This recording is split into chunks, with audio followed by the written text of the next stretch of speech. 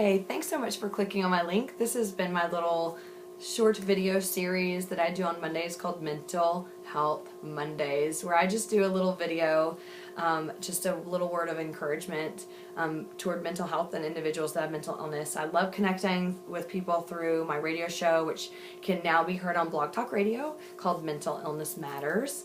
And this has just been such a fun way, and I get so much feedback that's so fun, and it makes me feel like I'm connecting almost in a more personal level with people, and that we're all in this together. So each week I just leave you with a little tidbit of hope, hopefully, and just the idea that whatever you're dealing with right now, just be where you are and know that you're not alone, and you don't have to go through what you're going through alone when it comes to mental illness. So this week I wanted to share with you that this past weekend was my birthday, and I had a fantastic weekend. I turned 38, and I was going through my Facebook, people post on your Facebook timeline, happy birthday, this and this, and one thing really stuck out to me that someone posted.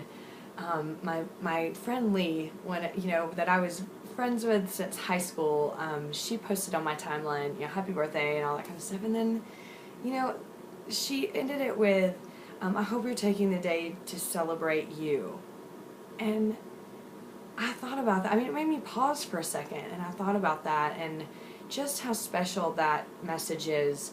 The reason why is because I believe that we as individuals with mental illness forget that there's a unique person inside of who we are. Sometimes it's easier to look in the mirror and see this horrible monster of a disorder staring at us, right back at us in the mirror, and we forget that we are vulnerable human beings on the inside that can get hurt and can celebrate and can be happy and can be sad, and we tend to create this huge shell on top of us. And I think a lot of that is guilt. It's I have a mental illness now, and now I'm a burden to my family, or people are going to think different of me, or think down on me, or bad about me. And while I think that a lot of that does happen sometimes, I think most of it comes from us, and it's the stigma that we put on ourselves, and it's the devaluing of who we are as individuals, all overshadowed by these powerhouse mental illnesses that we're dealing with. And so I think what I wanted to share with you is that Lee's message just really made me stop and think, you know what, she's right. I just need to celebrate my birthday for who I am, and not think about all of the things about my illness that may make me less than desirable or whatever. I mean, anyone who knows me long enough and gets close to me, I'm sure at some point has heard me apologize for my illness, and I'm so sorry about my OCD, and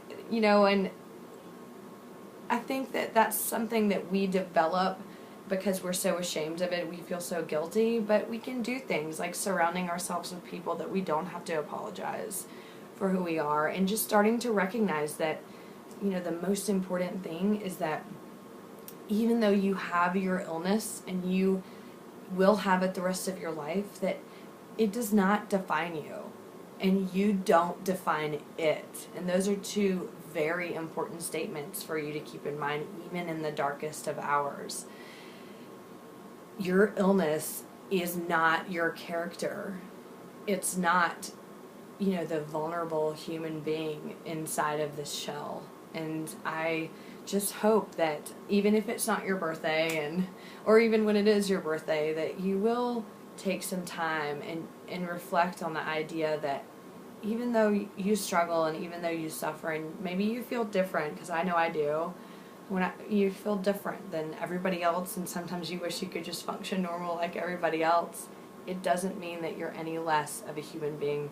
It doesn't mean that you are not deserving, and it doesn't mean that there isn't reason to celebrate how unique and how fantastic you are.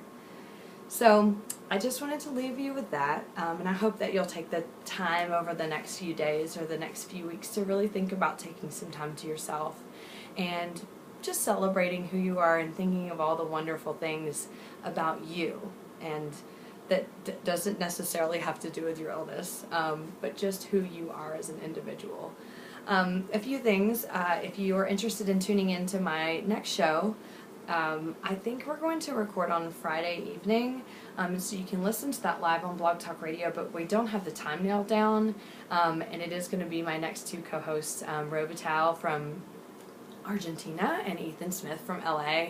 We're going to talk to them about their advocacy and then what to look for when they're co-hosts of the show.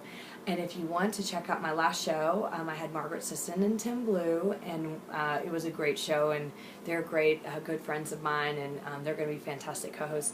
You can go to Blog Talk Radio and go to Mental Illness Matters and listen to the last show. It was great, and if you want to follow me, I would love it.